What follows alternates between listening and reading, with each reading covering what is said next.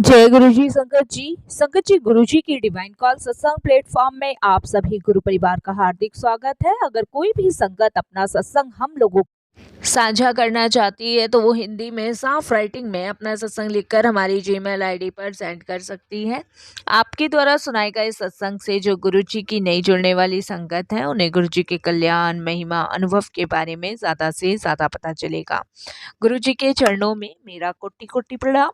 जय गुरु जी साथ संगत जी आज का जो सत्संग हम लोग आपके साथ शेयर करने जा रहे हैं बिन्नी अंकल का है, जो कि हमें मेल के माध्यम से प्राप्त हुआ है। हम उन्हीं के शब्दों में आपके साथ ये सत्संग साझा करेंगे। सत्संग शुरू करने से पहले मैं सभी गुरु परिवार से हाथ जोड़ के विनती करती हूँ, सत्संग को अंत तक सुने, ध्यान से सुने, गुरु जी की ब्लेसिंग्स प्राप्त करें। बीच में सत्संग को छोड़ने से कोई भी फल प्राप्त नहीं होता है। मैं हर सत्संग में आप सभी गुरु परिवार से यही विनती करती हूँ। मैं संगत जी ये चाहती हूँ कि आप जब भी सत्संग सुने पूरे ध्यान से सुने, मन लगा के सुने, पूरी श्रद्धा से सुने, क्योंकि जब हम सत्संग शेयर करते हैं उस समय गुरु जी महाराज साक्षात विराजमान होते हैं। कौन सी दृष्टि गुरु जी की पड़ जाए और किस दृष्टि से गुरु जी हमें ब्लेस कर दे, संगत जी ये गुरु जी महाराज जाने। इसलिए आप सत्संग को ध्यान से अंत तक सुने और गुरु जी की ब्लेसिंग्स प्राप्त करें। संगत जी और सभी अगर संगतों को सत्संग पसंद आए तो लाइक कीजिए, सब्सक्राइब कीजिए, ज़्यादा से ज़्यादा संगत में शेयर कीजिए, बेल आइकन दबाना बिल्कुल भी ना भूलिएगा।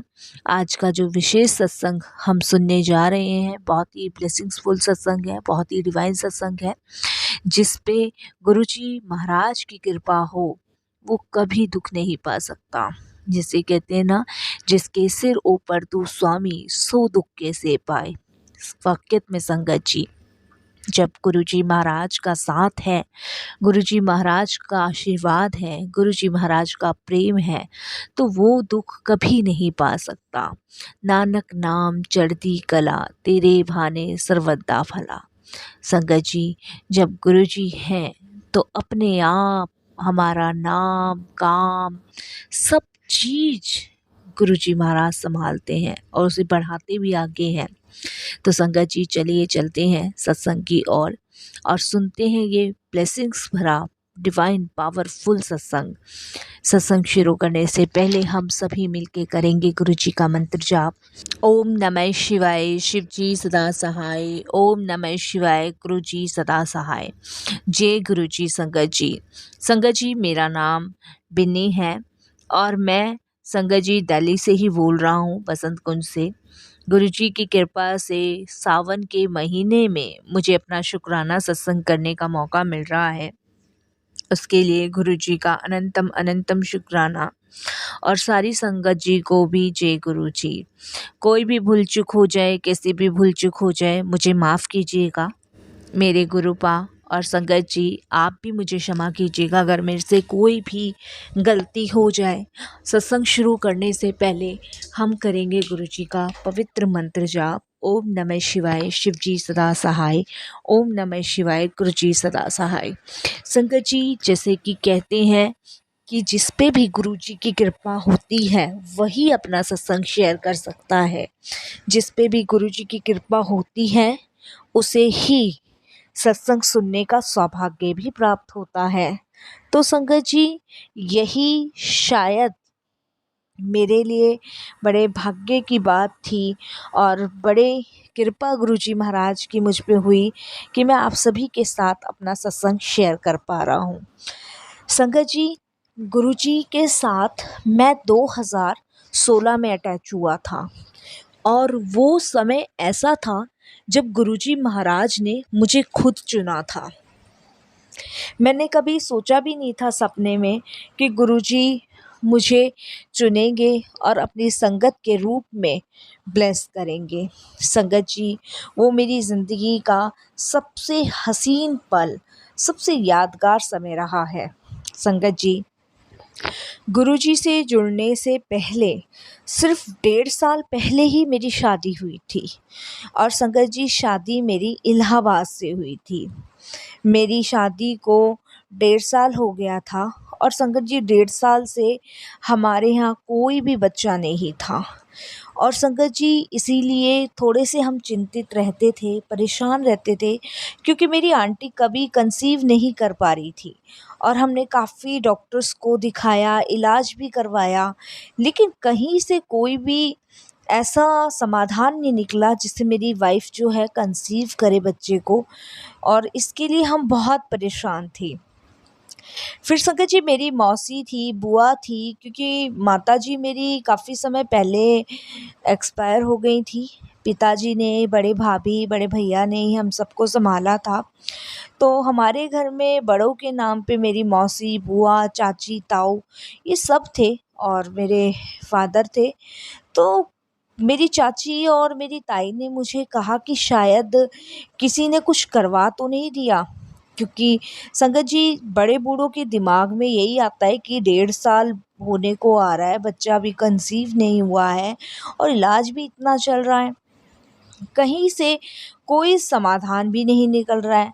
तब मेरी मौसी ने मुझे कहा कि तू किसी पंडित के पास लेके जा इसे।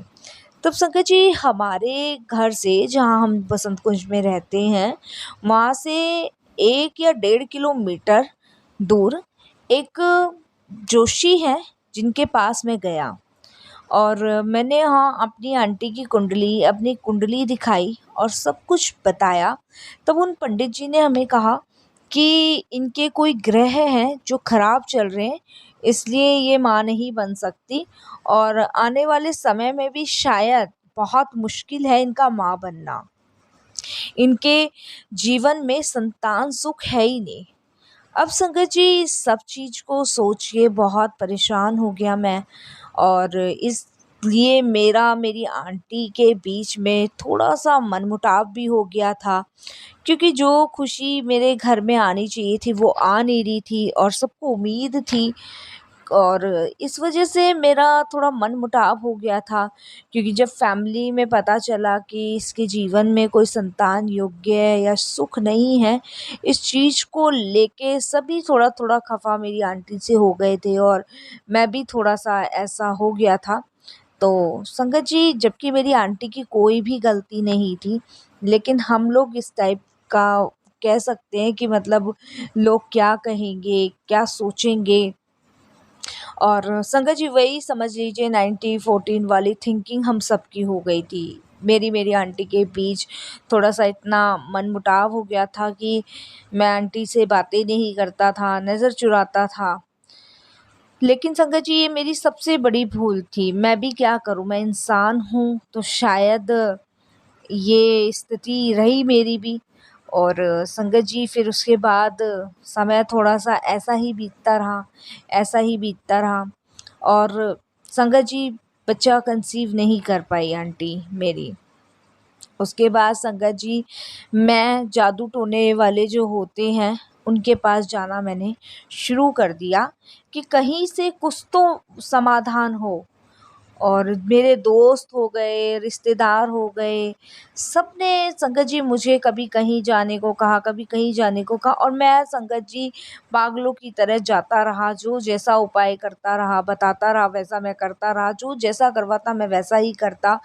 लेकिन संगत जी कुछ नहीं हुआ, कुछ भी नहीं हुआ। हालाँकि में संगत जी मैं हार गया, और हारने के बाद संगत जी मैंने मैं थक गया, मैंने उम्मीद छोड़ दी, बिल्कुल उम्मीद छोड़ दी। उसके बाद संगत जी मेरे एक दूर के, बहुत ज़्यादा दूर के एक पड़ोसी रह चुके थे। जब मैं अ, बाहर जॉब करता था, तो वहाँ पे वो मेरे काफ़ी दूर के पड़ोसी थे।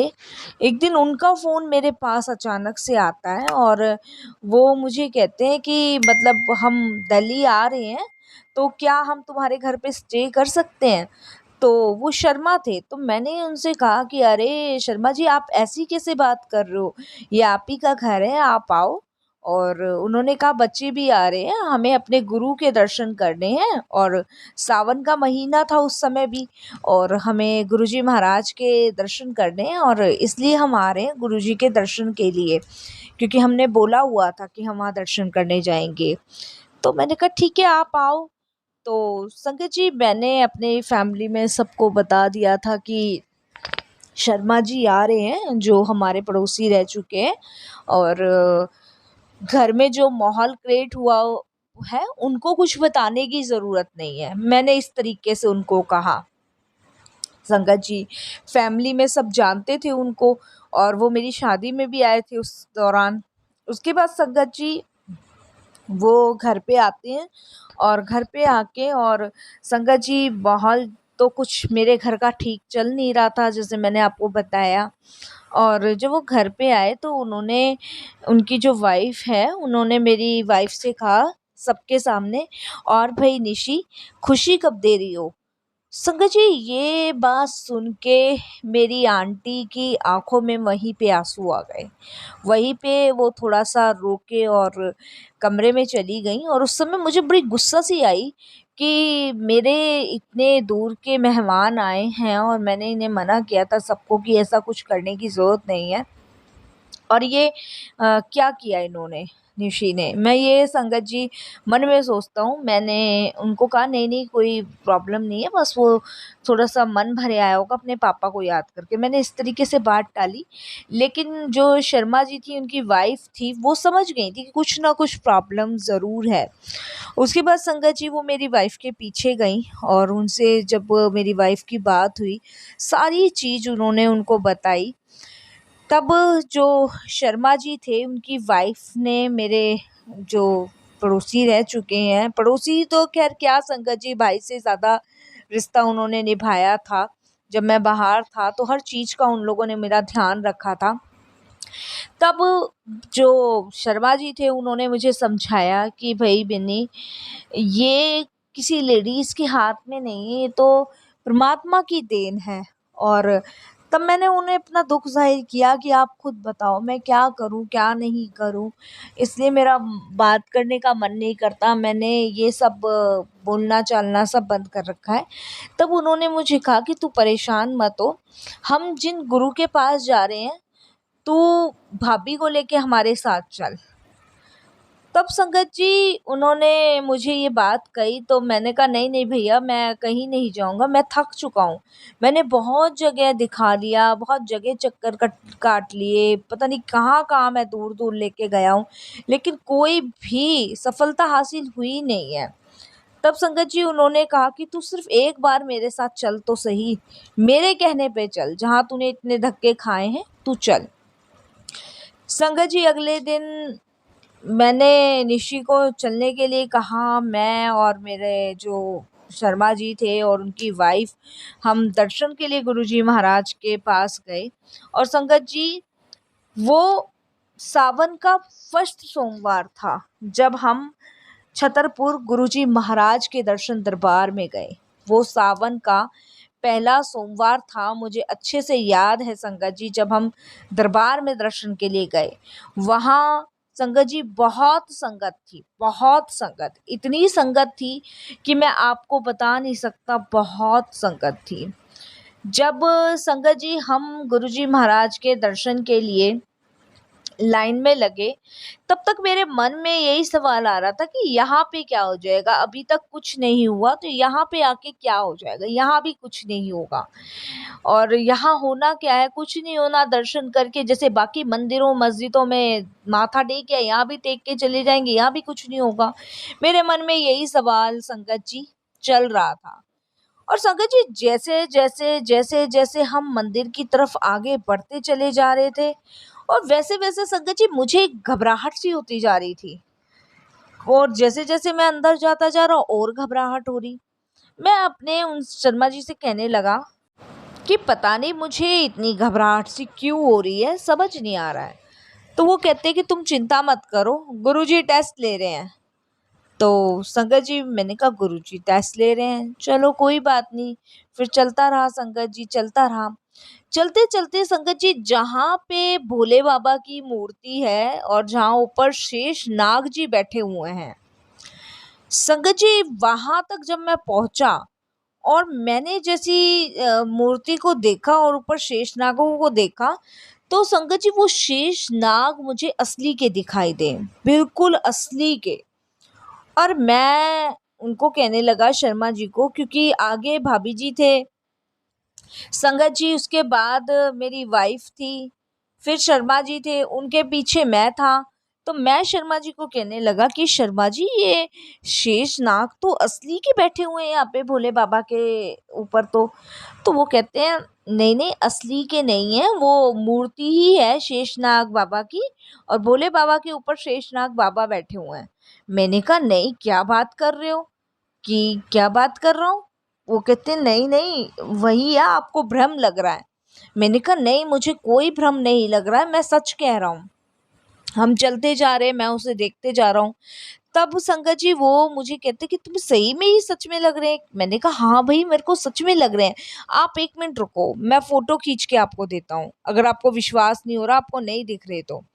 संगत जी उसके बाद मैं फोटो खींचता हूँ, और संगत जी वहाँ पे सेवादार आते हैं और मुझे फ़ोन को अंदर रखने की हिदायत देते हैं कि यहाँ पे फ़ोन जो है फ़ोटो खींचनी अलाउ नहीं है, और या फ़ोन चलाना बंद करो। आप अंकल फ़ोन बंद करो, और जो फ़ोटो आपने खींची उसको डिलीट करो। और वो सेवादार मेरे से फ़ोन छीनते हैं संगत जी, और उस फ़ोन की फ़ोटो को डिलीट कर देते हैं। और संगत जी फ़ोटो को डिलीट करने के बाद वो जो शर्मा जी थे वो अपनी वाइफ को पूछते हैं, और मेरी वाइफ को पूछते हैं कि तुम्हें वो असली के लग रहे हैं, वो मना करते हैं। तब मेरे शर्मा जी को सारी बात समझ आ जाती है, और वो मुझे कहते हैं कि बिन्नी तुम्हें तो गुरुजी ने ब्लेस कर दिया, उन्होंने तो तुम्हें साक्षात शेष नाग के दर्शन कराए हैं। मैंने कहा आप में से किसी को नहीं दिख रहा है, सब मना करते हैं। वहाँ सेवादार से भी पूछता हूँ, सब मना करते हैं। लेकिन संगत जी वो दृश्य मुझे जब तक नज़र आया, जब तक मैं उससे आगे नहीं निकल गया। मैं बार-बार पीछे मुड़ के देखूँ, और बार-बार संगत जी वो मुझे देखें, और बिल्कुल रियलिटी असली बिल्कुल शेषनाग जी बैठे थे। उसके बाद संगत जी गुरुजी महाराज के दर्शन करके हम परली साइड से आते हैं। तो संगत जी जब मैं आया, मुझे वहाँ पे शेष नाग बाबा की वो मूर्ति बन गई। मैंने कहा ये कैसा चमत्कार था। वो संगत जी पहला एक्सपीरियंस था मेरा। फिर उसके बाद संगत जी हम घर आते हैं लंगर प्रसाद करके, और उसके बाद वो मुझे कहते हैं कि अब चिंता मत करो बिन्नी, देखना भाभी जल्दी ही कुछ खुशखबरी देगी। संगत जी मैं बच्चे के बारे में भूल गया, सब चीज़ भूल गया। मेरे को रात भर नींद नहीं आई वही चीज़ सोच सोच के कि मैंने जो देखा था वो असली था।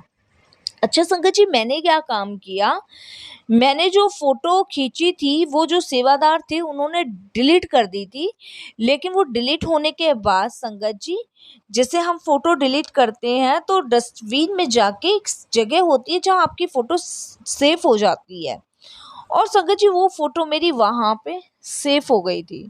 और जैसे ही संगत जी मैंने उसको ओपन किया डुप्लीकेट में, तो संगत जी वाक़ई में मेरे फ़ोन में वो जो फ़ोटो खींची थी वो रियलिटी में शेषनाग जी बाबा की थी। अब संगत जी मैंने सोचा कि मैं अभी सबको उठा के और ये फ़ोटो दिखा दूँ, फिर मेरे दिमाग में आया नहीं अब तो सब सो गए हैं, रात को 1:30 बज रहा है, मैं कल सुबह दिखाऊँगा। और संगत जी सबसे बड़ी बात ये है कि कल जब मैं सुबह उठा तो वो फ़ोटो ही मेरे फ़ोन में नहीं थी। ये मेरे साथ संगत जी ऐसे-ऐसे चमत्कार होने लगे। उसके बाद संगत जी अगले दिन मैं रात को सोया, मुझे नींद तो आ नहीं रही थी पर फिर भी मैं सोया। सोने के बाद संगत जी आप बिलीव नहीं करोगे, मैं सपने में देखता हूँ कि एक तरफ गुरुजी महाराज खड़े हैं और एक तरफ साँप ही साँप हैं, और एक तरफ शेषनाग बाबा हैं, और एक तरफ भोले बाबा हैं, जो मुझे मेरी आंटी को फन फैला-फैला के आशीर्वाद दे रहे हैं। और चारों तरफ बच्चों की किलकारियाँ हैं, चारों तरफ पालने ही पालने लगे हुए हैं, चारों तरफ खेल खिलौने ही खिलौने लगे हुए हैं, और वो हमें आशीर्वाद दे रहे हैं। और संगत जी बस यही मैंने अपना ड्रीम देखा और मेरी आँख खुल गई। और अगले दिन मेरे जो शर्मा जी थे उनकी ट्रेन थी, मैंने उन्हें अपना सारा सपना बताया तो उन्होंने कहा देख अब भाभी जी ज़रूर खुशखबरी देंगी, गुरुजी ने तुझे ब्लेस कर दिया है। मेरे मन में अब भी डाउट था कि कैसे गुरुजी ब्लेस कर देते, ये क्या दिखा क्या रहे हैं, समझ नहीं था संगत जी, बड़ी उलझनों में फंसा हुआ था उस समय मैं। संगत जी मैं अपने दोस्त को रेलवे स्टेशन छोड़ के आया, और उसके बाद मैं घर आके बैठ के संगत जी शाम का मेरी वाइफ जो थी खाना बना रही थी, पापा को खाना दे दिया था, भैया भाभी को भी खाना दे दिया था। उसके बाद संगत जी शाम को जब वो दूध गर्म करने गई तो वो एकदम से जो है गिर गई और मेरी भाभी एकदम से चिल्लाती है कि निशी को क्या हो गया। संगत जी उसी दौरान हमने काफ़ी पानी डाला, काफ़ी उसको होश में लाने की कोशिश करी, पर वो होश में नहीं आई। उसके बाद संगत जी हम उसको हॉस्पिटल ले गए इमरजेंसी में। जब हम हॉस्पिटल ले गए तो डॉक्टर्स ने कुछ टेस्ट वगैरह किए। जब टेस्ट की रिपोर्ट आई तब संगत जी मेरे पैरों तले ज़मीन खिसक गई।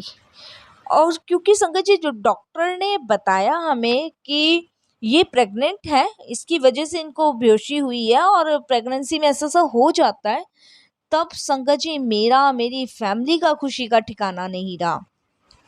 और मैंने उसी समय अपने शर्मा जी को फ़ोन करके ये बात बताई कि तू सच कह रहा था। सच में गुरुजी के दरबार जाके जो इतने टाइम में नहीं हुआ वो वहाँ जाके हो गया। शुक्राना गुरुजी का, अनंतम शुक्राना। उसके बाद संगत जी गुरुजी की कृपा से मेरी वाइफ को एक नहीं 2 जुड़वा बच्चे हुए और वो बच्चे गुरुजी की इतनी ब्लेसिड संगत है ना कि वो संगत जी गुरुजी के नाम की सेवा करते रहते हैं। वो बच्चों को जो पॉकेट मनी मिलती है, उस पॉकेट मनी से वो गरीब बच्चों को देते हैं गुरुजी की सेवा के नाम के। तो संगत जी ऐसे मेरे घर में खुशियाँ आई गुरुजी की कृपा से। सत्संग तो संगत जी बहुत बड़ा है, बहुत लंबा है। ये तो गुरुजी से जुड़ने के बाद की जर्नी है मेरी कि कैसे गुरुजी महाराज का बुलावा हमारे लिए आता है। और देखिए संगत जी सबसे बड़ी बात कि वही पावन समय, सावन का महीना, वही समय मेरी ज़िंदगी में वापस लौटा जो मैं शुक्राने का सत्संग आप लोगों के साथ शेयर कर रहा हूँ। इसके लिए तो गुरुजी का जितना शुक्राना करूँ संगत जी उतना ही कम है। महाराज जी जो भी कहते हैं, जो भी कहलवाते हैं, जो भी शेयर करवाते हैं और जो भी बुलवाते हैं, वो सब उनकी मर्ज़ी से है। संगत जी इतने धक्के खाने के बाद मेरा बुलावा गुरुजी के पास आया और उन्होंने मुझे अपने से जोड़ा। 2 बच्चे मेरी ज़िंदगी में ब्लेस करके दिए, जो मेरी जान से भी ज़्यादा मुझे प्यारे हैं। मेरे घर की खुशियाँ गुरुजी ने मुझे दी, बहुत-बहुत शुक्राना। संगत जी सत्संग बहुत लंबा है, बहुत बड़ा है। ये मैंने शॉर्ट में आपको सुनाया है ताकि सत्संग ज़्यादा लंबा ना हो। बस मैं ये सावन के पावन महीने में गुरुजी से यही अरदास करूँगा जो भी ये सत्संग सुने, उसके घर में अपार ब्लेसिंग्स हो, उसके घर में अपार खुशियाँ हो। गुरुजी महाराज अपने चरण कमलों से उसको जोड़े रखना। ये सावन उसकी ज़िंदगी का आने वाला सबसे हसीन पल, सबसे हसीन यादगार दिन हो, समय हो। गुरुजी भूल चूक की माफ़ी, साथ संगत जी भूल चूक की माफ़ी। जय गुरुजी, शुक्राना गुरुजी महाराज।